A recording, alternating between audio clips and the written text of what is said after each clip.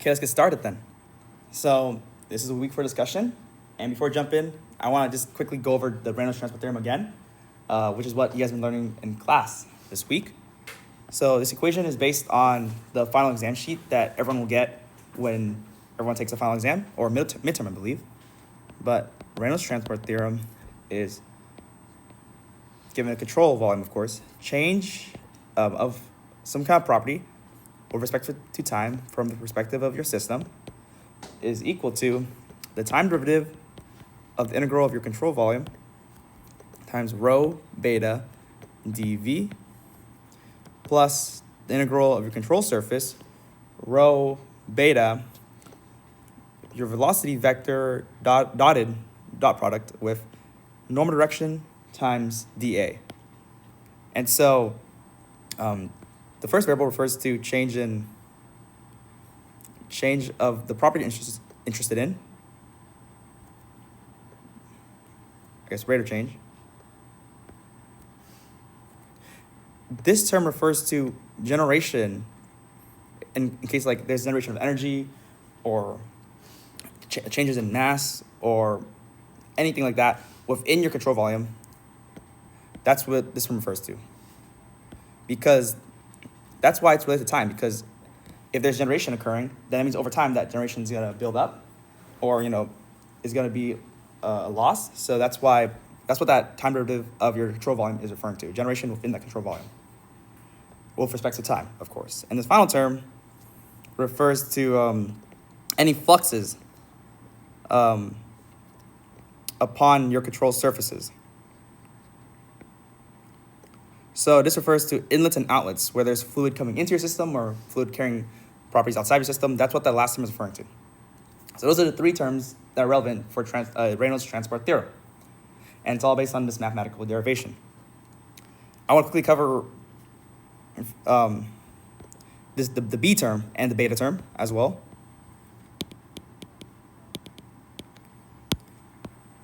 So I want to assume that if we assume beta is non-existent, if beta was not relevant to this equation, what would we get? So if beta was not relevant, I get a rho, I get a v, I get an a.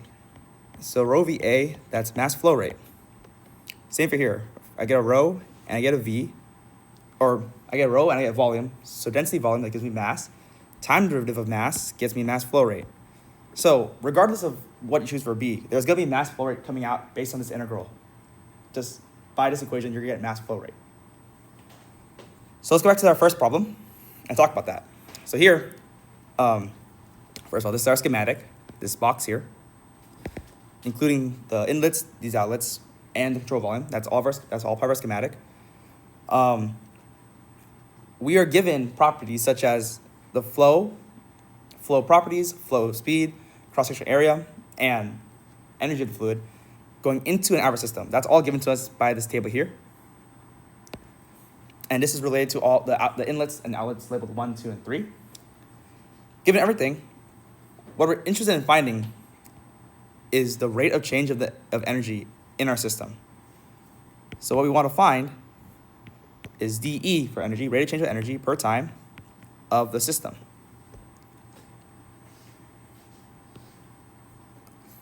So, given all this information, find dE dt. So given that we want to find the change in energy of our system, how does this work in the context of our Reynolds transport theorem? So, essentially, we're going to let B equals E, right? Because we want to find rate of change of energy per time. So that means that the left side of our equation is going to be energy per unit time. So energy per time, so E over T. That's what is going to, if we dumb it down, that's what the left side is. Currently on the right-hand side, both these integrals give us mass flow rate, which is mass per time.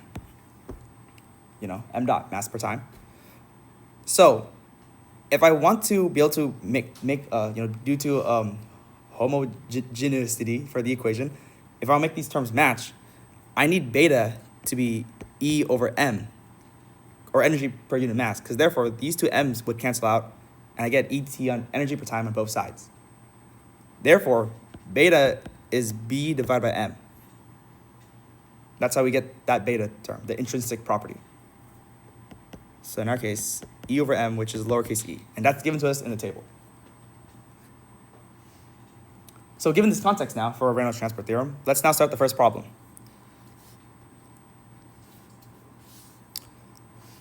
So I'm gonna paste it again. But this time, let's replace our B and our beta terms with uppercase E and lowercase e's. There's one thing I didn't do yet. I just remembered. I need to state my assumptions.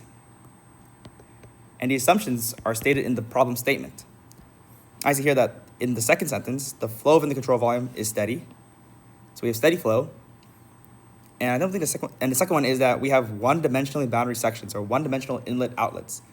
So basically, instead of treating our inlet outlets as an integral with respect to the area, so flow going into the cross section, we have to integrate over the area to find out what property is for each part of that flow. We can assume that it's just scalar values entering and leaving our system. So it's just scalar values. Therefore, we work with simpler equations. Okay, so steady state and 1D inlet outlets. So off the rip, steady state once again. Steady state refers to basically your variables are not dependent on time. It's time independent. So if your variables are time independent, no matter how many time progress, so we're 1 second into this problem or 1 hour into this problem, the amount of energy within that system, is not changing. That system is at a constant energy value. It's not changing. So if we assume that energy value here is not dependent on time, so no matter what time it is, the energy within the control volume is still the same, is not changing, we can neglect this entire term. This entire term is canceled out of our calculations. So we're left with the second term, the flux on your control surface. And assuming one-dimensional inlet outlets, we can break this term down to a simplification of just summations, because once again, we're just working with scalar values. So therefore, change in energy per time of our system is going to be equal to this equation. So let me quickly talk about the dot product of the normal direction. So here we have our control volume, as shown by these dotted lines, and the word control volume. So along the control volume surfaces, your normal direction is pointing outwards from your control volume. So dot product, for example, is work. So work is force dot distance to travel. So if I push an object in one direction and it's going that direction, that work is positive, right? If I'm pushing that direction, it's going that direction. So that's positive work. That's what the dot product is saying. If you're parallel going in the same direction, that's positive, a positive product. So looking at our control volume here, the dot product of N3 and the direction of 3, the outlet, they're both going in the same direction. Therefore, the value there is positive. But the dot product of your inlets, because velocity is going opposite of your normal, my normal unit vector, that is a negative product. So for that reason, we're going to associate outlets with positive and inlets with being negative because of the dot product to the normal. Okay. Therefore, when I break down this integral, we sum up our outlets, and for our outlets, we're summing rho VA. So minus the summations of all of our inlet, rho VA. And once again, rho VA is just mass flow rate. That's all it is. Rho EVA. We just summed that up. So our outlet was 3. So rho EVA 3. And our inlets was 1 and 2. Rho EVA 2. Rho EVA 1. And it's all given to us via that table earlier. So I just got to plug these terms in, and we can then solve afterwards. So for, let me pull up my table. For outlet 3, I have 800 kilograms per cubic meter multiplied by 150 joules per kilogram multiplied by speed of 17 meters per second times a cross-sectional area of 2 meters squared minus outlet 2, 800 kilograms per cubic meter times 100 joules per kilogram times 8 meters per second times 3 meters squared. Minus inlet 1, 800 kilograms per cubic meter times 300 joules per kilogram times 5 meters per second times 2 meters squared. So these are 3 terms. When I add them up using my calculator, what do I get?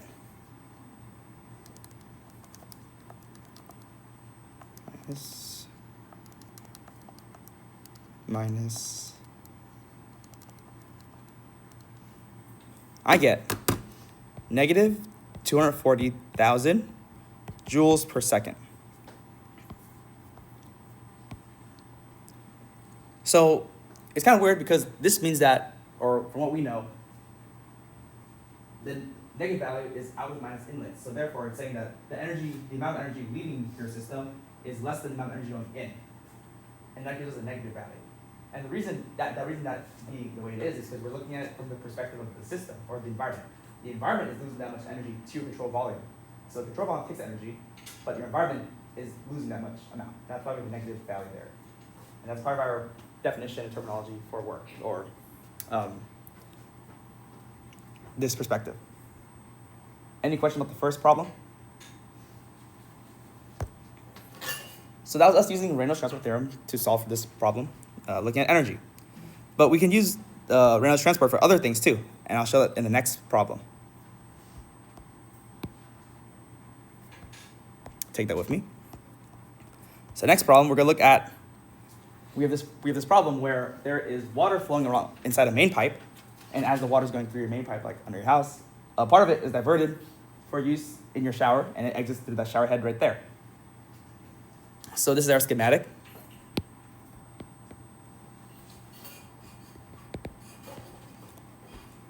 So in terms of values we're given, most of the values that we're given are related to the geometry of either the pipe's cross section or of the different pipes cross sections. But there's also other important details we're given. The most being, for example, is we're given that at section 1, basically the start of our main pipe, we have 20 gallons per minute entering that pipe. That's a pretty important detail we need for later on. So there's 20 gallons per minute entering the system in the first place. We're also given that the water is at 20 degrees Celsius. So we're going to assume that water is constant throughout our entire system. And most of the properties are dependent on temperature. So given that temperature is fixed, all the properties are also fixed too, such as density, for example. Okay, so those are given. We want to find out the velocity in which water leaves our shower head. That's what we want to find. So we need to figure out a way to get to this value here. So let's also write down our assumptions. And we're going to think of the 2 assumptions that we had earlier. We're going to assume steady state, as well as 1D inlet outlets.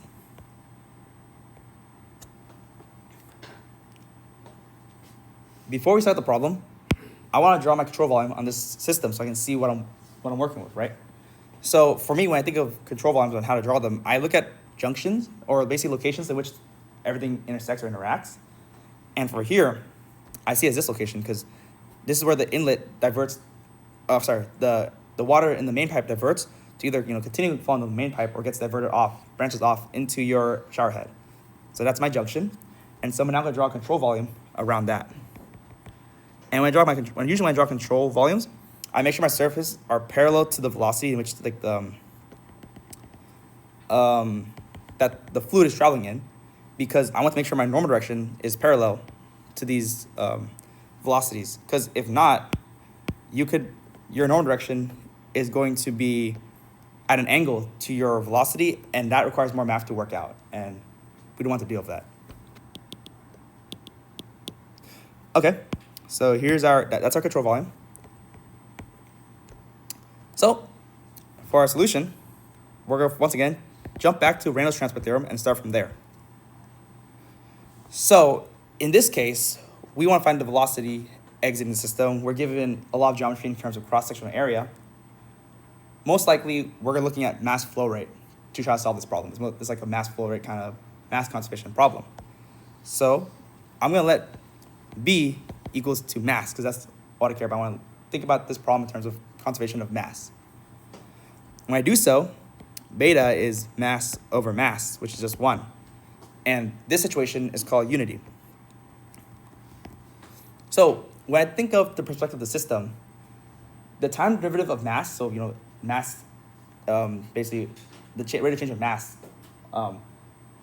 that should be 0, because if there is some kind of rate of change of mass, that means your mass is being created or mass is being destroyed. And at least from our engineering perspective, this should not be happening. There should not be any change of mass going on with regards to the overall system. So therefore, plugging in mass, we get 0 is equal to time derivative of our integral of our control volume, rho dv for volume, plus integral of our control surfaces, looking at the fluxes, rho velocity dot normal direction times dA. Once again, via steady state, this first term drops out. I think steady state stated in here. Yeah, flowing steadily, for example, water steady. So all we're left with is our flux units. And once again, given the fact that we're going to make a 1D assumption for our inlets and outlets, we can break down this integral to just be summation of scalar values. So that's be summation of outs, because out is going along with the normal direction, so it's positive. Out of rho VA, or mass flow, minus summation of the inlets, rho VA.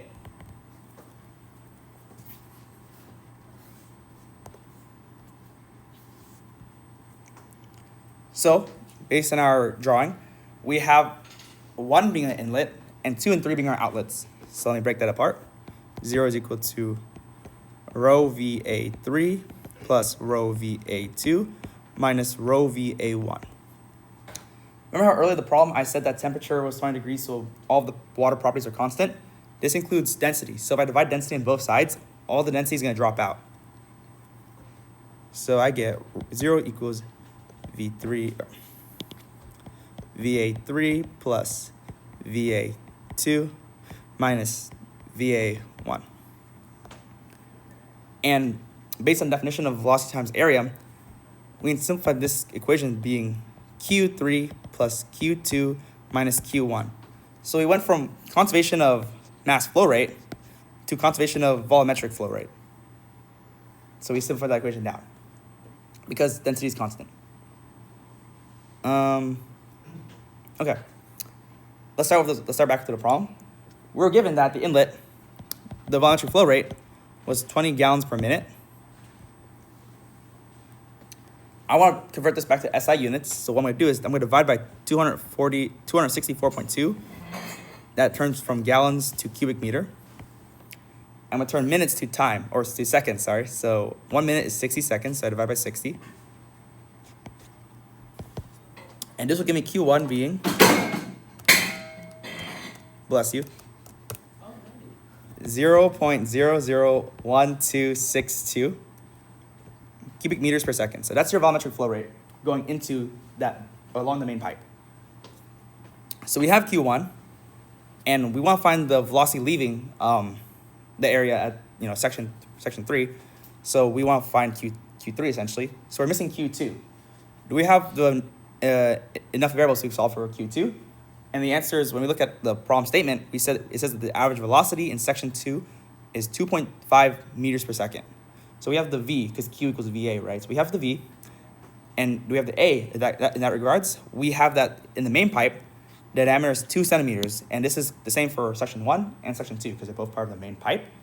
Therefore, using the diameter, we can solve for the area there too. So we have V and A, we can solve for Q2.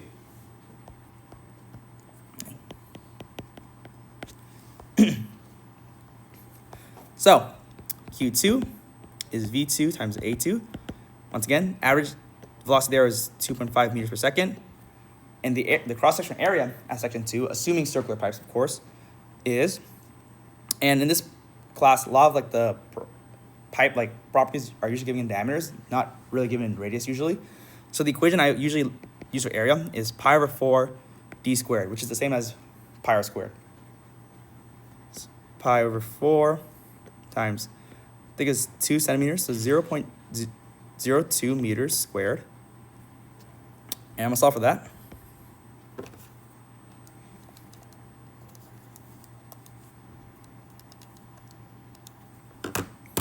This gives me 0.000786 cubic meters per second. Using the equation I derived earlier, I can now solve for Q3. Q3 is Q1 minus Q2, which is 0.001262 cubic meters per second minus 0.000786 cubic meters per second. Therefore, Q3 is 0.000476 meters cubed per second. And this is really good because we know that Q is velocity times area, so we can solve for velocity at at section 3.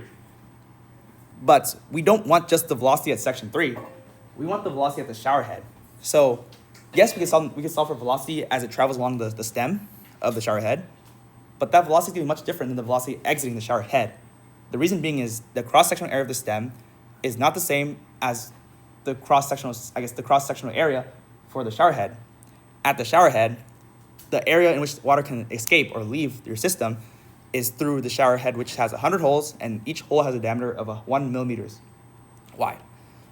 So that 100 holes by 1 millimeters, that's the cross-section area that we want in terms of water leaving the shower head, not the cross-section area of the stem.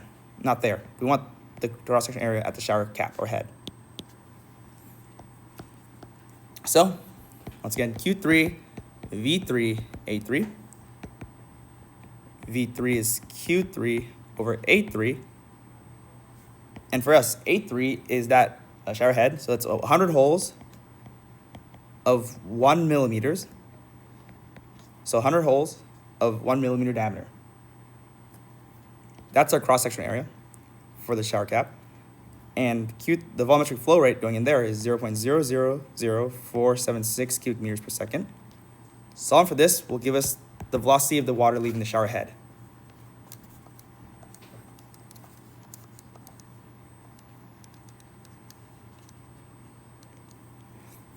So, water leaving the shower head is at 6.07 meters per second.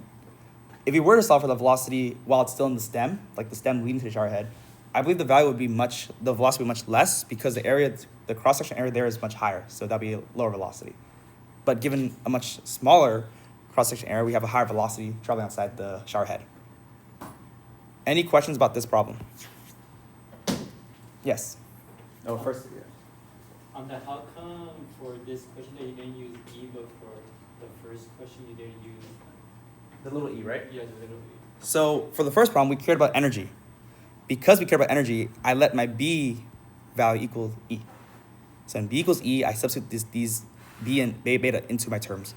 That's where the uppercase E and lowercase e comes in. That's why I have E. Because I care about energy, I look at the problem with respect to energy. But in this problem, I'm given properties such as velocity and area, so like very basic properties. With these basic properties, most likely, or I'm thinking that we're looking at mass flow or concentration of mass or something in order to solve this problem because we're not given any of the energy values or those kind of stuff.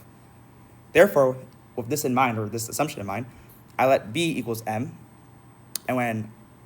So let's start with that first. So when B equals M, the time derivative of mass, basically saying, what's the rate of change of mass over time with respect to the system? So is mass being created or destroyed? The answer is that should not be happening because mass should not be created or destroyed due to concentration of mass. That term drops to 0. Then beta, mass over mass is 1, so basically that term drops out as well. It's just 1. So that's why the equation simplifies to the following equation, which we use as just conservation of mass flow rate. Okay? And how about in the back? We always assume density is constant for these test points. So I would say it's a good assumption, unless it's very specific that temperature is different or they give you that the values are different. But most of the time I think you can make that assumption. I don't see why not. You can assume temperature is constant for as long as it's not super crazy.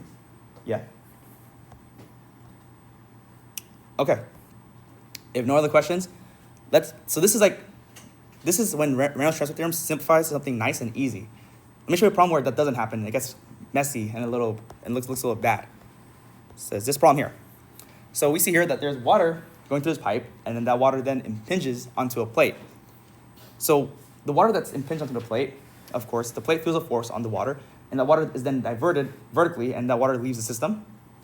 However, a portion of the water goes through a hole at the center of this plate, and the water just passes through and exits the system. So it's not impinging on the plate. We're curious to find out what force is needed to hold this plate in place due to the force exerted on it by the water. So once again, this is the schematic.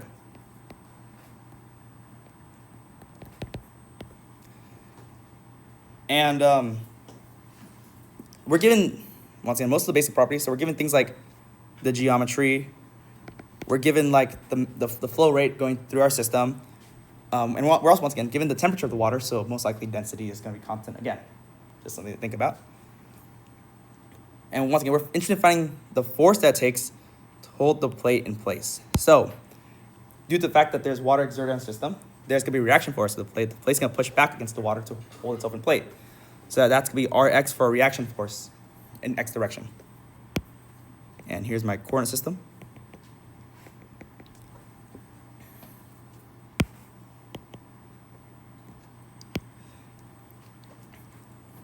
So this is the whole setup, right? There's water impinging into a plate. Water that doesn't impinge bounces off vertically, leaves the system. But there's a hole which some water passes through without impinging the plate. So before we even start the solution, there's some more stuff we gotta do. One is setting up our control surface, I guess. And once again, I see there's a junction here where all the flow interacts. So I'm gonna draw my control surface around there.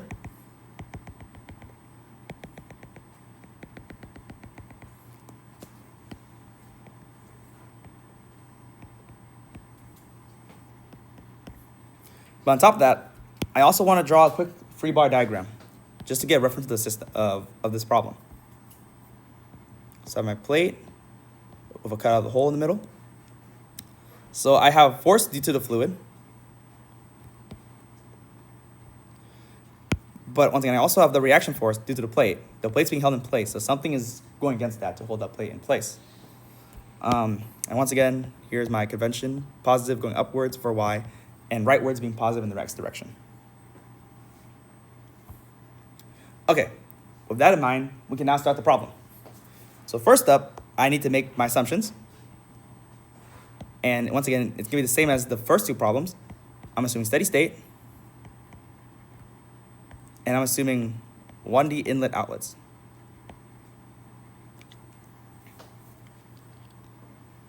So that's my assumption. Now, let's start my solution. And as per usual, we're going to start with the Reynolds transport theorem. So this is a bit weird because we want to find out the force, force going on. But I can't plug in force for B because if the time derivative of force is probably like mass times jerk, right? So I know the force is ma, so time derivative of ma wouldn't make any sense. That wouldn't give me force back. It's something weird. But this is not the first definition of force. This isn't the original definition of force. The original definition of force is that force is a time derivative of mass times acceleration. That's why during week 1, I was saying how force can also be equal to mass flow rate times velocity. So given the fact that this is the actual definition of force, if we let B equals mass times velocity, which is momentum, if we let B equals momentum, time derivative of momentum gives you force. That's how we get force to show up in this equation. We let B equals momentum, take that time derivative. Okay, so if B is momentum, beta has to be B over m. So momentum over m is just velocity. That's all we have left is velocity. So therefore, when we go through the math within this integral, the Reynolds transport theorem, both the left and right-hand side will now spit out force values, which is what we need to find the reaction force. Okay, let me substitute in these values to our Reynolds transport theorem. So time derivative momentum of system is equal to time derivative of my control volume, rho, scalar value of velocity. This is a scalar value. Scalar value of velocity times dv plus integral of my control surface, rho, scalar value of velocity times vector value of velocity times dot product of the normal direction times dA. So once again, using a steady state, this term drops out. And using 1D dimension, we can break this flux value down to that summation. But before I move on, is there any questions about how I use linear momentum to get to my force values and any of that stuff? Okay, if not, let's move on. I thought it was weird because I kind of forgot that force is time derivative of linear momentum. So it's just a kind of reminder from physics. So let me break this down. So for the right-hand side, I see that, once again, due to the dot product with velocity in normal direction, or normal unit vector, it's summation of my outlets. So rho v a, and there's also another v for the beta value, minus summation of the inlets, rho v a and v. Once again, that's just mass flow rate times velocity. That's my right-hand side. My left-hand side is going to be summation of all the force values, and I'm picking the x direction. The reason I'm picking x, so summation of forces in the x direction. And the reason I do so is because I want to find the reaction force of the plate. My plate, based on my convention, is parallel to the y-axis, perpendicular to the x-axis. Therefore, only forces that matter to the reaction force of the plate is forces in the x direction because it's perpendicular to the plate. That's why I pick summation of forces in the x direction. When I do so, I only have one outlet, one inlet, because the outlets along the y direction, I don't care anymore. I'm gonna neglect them, or they're not part of the equation. I just care about the inlet coming in from the left and the outlet going out to the right. So now it's just only an inlet and an outlet. So outlet is, I believe we label it 2, so rho VA times V2 minus rho VA times V1. So that right hand side, that is due to the momentum of the fluid traveling from to the plate and then away from the plate. That's what the right hand side is. That is the force, the fluid force. That's the right hand side. So the only term left that we haven't accounted for is my reaction force. This Rx. Rx is acting leftwards or to the left, so therefore I'm write down negative Rx. So initially, so summation of forces in the x direction should have been fluid force minus Rx equals 0. But now it's written out to be the thing underneath. Does that make sense? So this is how it's written as now. So let's substitute in values and get an answer then. Rho is, both the rho's are constant. Using 20 degrees Celsius, density is like 998 kilograms per cubic meters. So for section 2, we have 998 kilograms per cubic meter. The velocity there, I believe, is 25 meters per second. The area there, so the area at the hole, the outlet, is smaller than the inlet, and I believe it should be 4 centimeters wide. So it's 4 centimeters wide. So so pi over 4 for the area times 0.04 meters squared minus the inlet. So same density, 998 kilograms per cubic meter. Same velocity, 25 meters. Sorry, for the outlet term, missing a term. Got multiplied by another 25 meters per second based on this velocity there. I forgot that. So back to the inlet. Inlet area, pi over 4 times 0.06 meters squared, or 6 centimeters diameter, times 25 meters per second. So that's the equation for the reaction force. Therefore, the reaction force is equal to the following.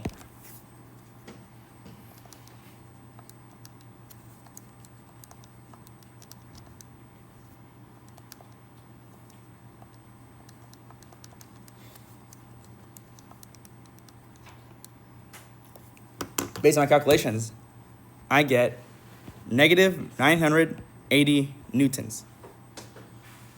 And once again, as you see, I accounted for the negative sign because it's going to the left, right? So I accounted for it in my equation here. Therefore, the reaction force magnitude is 980 newtons, just going to the left.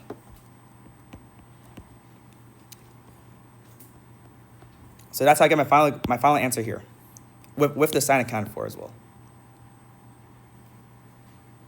Any questions about that?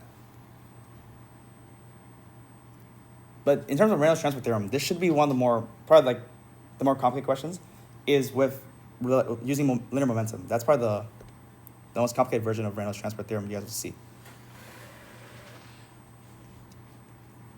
If there's no questions, let's go to the last problem and we're done for the day.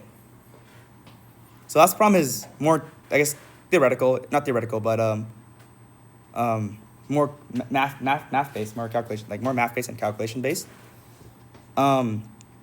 So here, we're given this tank. That's our schematic.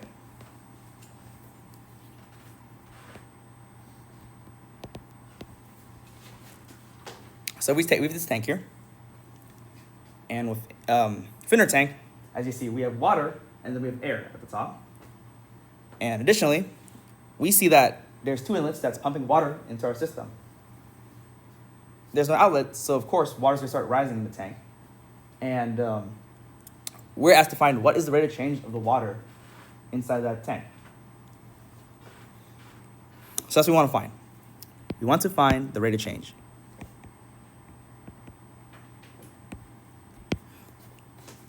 And here's the thing, from the schematic, from the picture, we're given a few things. We're given density values. We're given cross-section area of the tank. And we're given like the height of the tank. So we're given like tank geometry as well as fluid properties. That's what we're given from the schematic. Let me draw.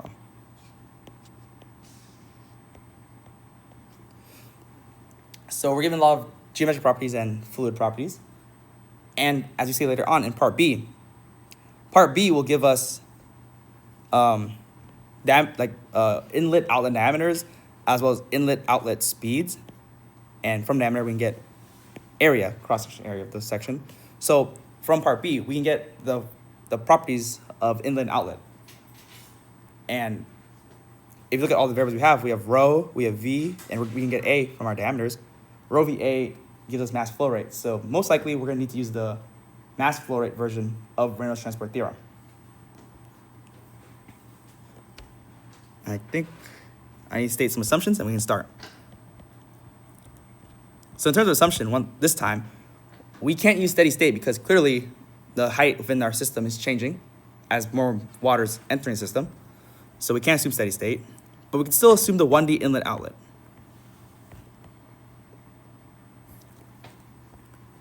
So let's start our solution.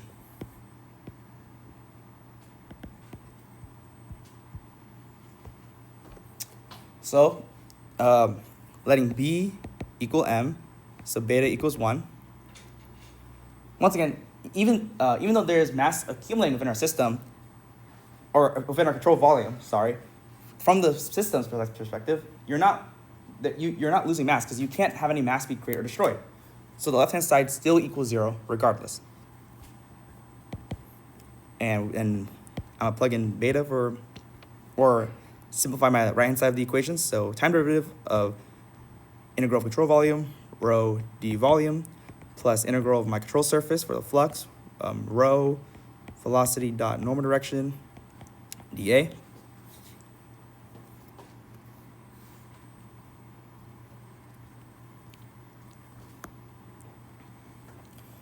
Okay. So let's first start with my control volume term. So time derivative of my control volume based on the density inside the control volume. We have a rigid tank, therefore velocity is therefore a rigid tank means that volume is fixed. Therefore we can kind of like break up this integral we can simplify this integral based on just scalar values. And what I mean by that is we can just look at it in terms of the volume of the water plus the volume of the of air. So then, therefore, that first term breaks down into time derivative of first volume of water. Volume or density is mass over volume.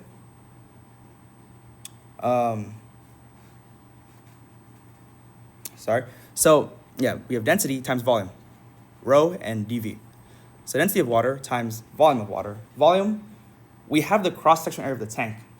So cross-sectional area of the tank times lowercase h, that gives us the height of the water, or the height of the water. That gives us the volume of that water section. So therefore we have cross-sectional area of the tank times lowercase h, that's for the water. For the air is the remaining portion of the tank. Knowing that the tank is uppercase H tall, uppercase H minus lowercase h gives us the remaining height for the air. Therefore, we have, for the other side, we have rho air times cross-sectional area of the tank, AT, times uppercase H minus lowercase h. That's our first time broken up, or that's our first integral broken up into simpler equations. The second part, our flux term into our system, we have two inlets, right? Remember, inlets go opposite to the normal direction based on our control volume. Therefore, these are negative values. So we have negative inlets. And it's rho VA for 1 and rho VA for 2. We have two inlets, so both of those are negative. And it's still equal to 0. I'm now going to move my flux terms to the left-hand side. So I have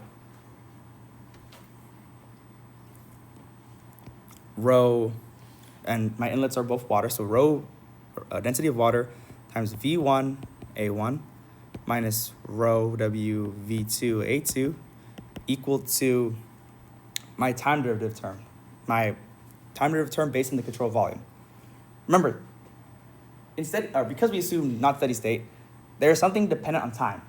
Like, as time goes on, something is changing. And that's the height. That's lowercase h. That's changing with time. But your cross-sectional area isn't changing for the tank. That's a rigid tank. That's not going to change. Density is not changing with time, even though in reality, air will be getting compressed, so it would be changing, but we're going to ignore that. So we're going to assume density and area are constant with time. It's just the lowercase h. That's the only thing that's changing with time. So therefore, we have rho W AT. The time derivative gets applied to lowercase h. And so for air, because uppercase h is that's a constant value because our tank is rigid.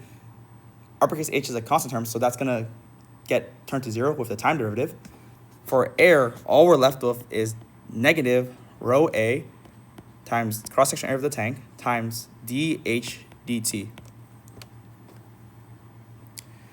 Isolating for the rate of change of height with time, I get rho W times V1 A1 minus V2 A2 divided by rho W AT minus rho A AT. And this is my derivation for the rate of change of height, fluid height column of water within my rigid tank. Once again, this is under the assumption that the density of air is constant. But if you were to keep compressing the air, density of air is going to increase. So this is not exactly true, but assuming that air density is going to be constant, this is our formula. Yes? How come it went from like pluses to minuses? Like the rho W V1 A1 minus rho W V2 A2? Oh. Would that be a positive instead of a negative? No, you're right. Sorry, it would be a positive. Yes, that's correct. So, sorry. The rate of change equation is the summation of your mass flow rate of the inlets, so the inlet's putting in mass, divided by the constants due to the water and air within your tank. So it's mass flow rate going in divided by the constants. Yes. What happened to uppercase H term? Yes. So uppercase H. Remember how our tank's rigid? Uppercase H is a dimension of that rigid tank. Therefore, no matter how much time goes on, that tank rigid is not changing. So uppercase H is a constant. Rho A, AT, H, that's just a constant. So therefore, time derivative of a constant is 0. Okay. Any more questions? If not, let's quickly go through one problem, part B. Let's just plug in some values and see what we get. So I'm going to pick the first one. Actually, there only is one, so my fault. So let's plug in these values and see what we get.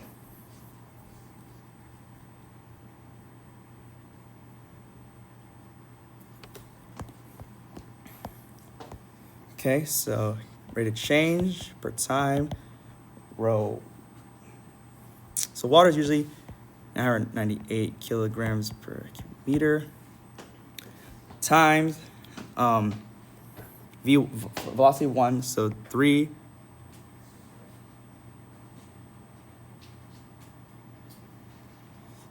Oh man.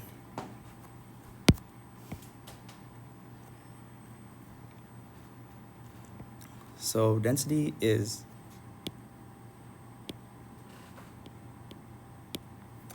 let me do some conversions real quick. Shout out to the quiz too.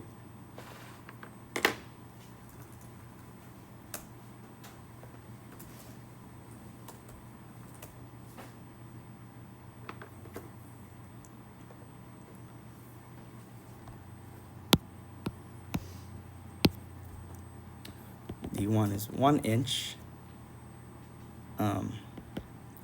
1 inch is 0 to 5 meters. D2 is 3 inch. That is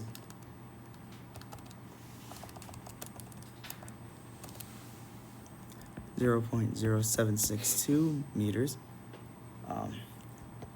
V1 is 3 feet per second.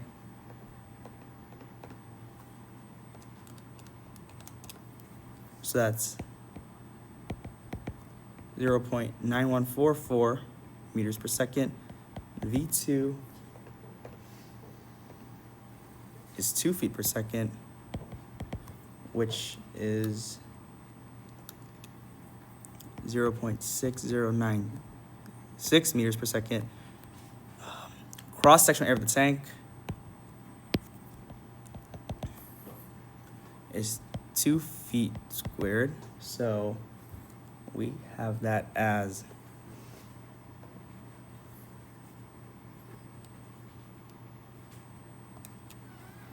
0.1858 cubic meters, meters squared. And density of air in SI units, because I don't know density of air in English units, 1.225 kilograms per cubic meter. Okay, so therefore, I could get area 1 and area 2 of my inlets. It's just pi over 4 times the diameter squared. So I get pi over 4 times 0 squared. Area 1 is 5.07 times 10 to the power of negative 4 meters squared. Second area,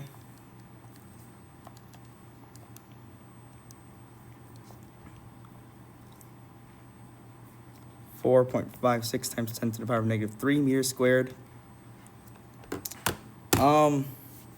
Okay. Now we can plug these values and get an answer. So V1, 911,144 meters per second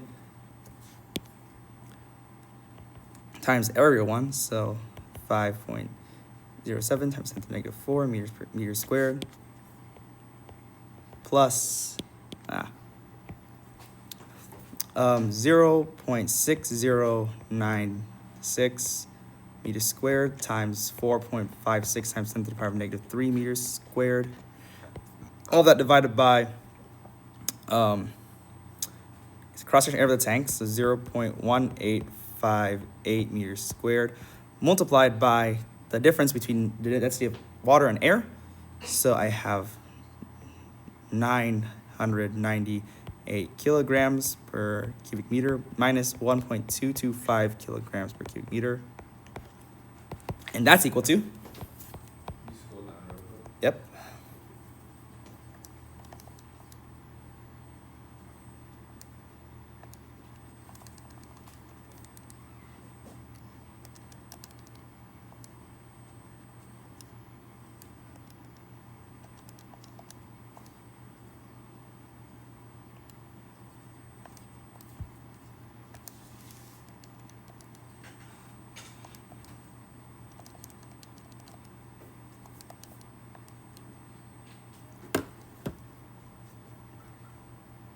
Okay, almost done.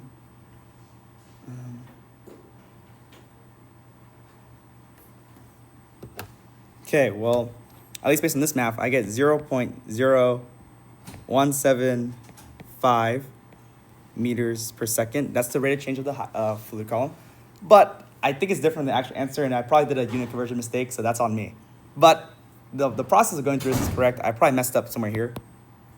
But yeah, that's the end of my discussions. Any question?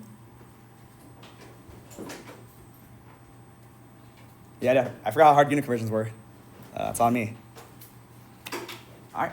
No questions then? Yeah, thank you.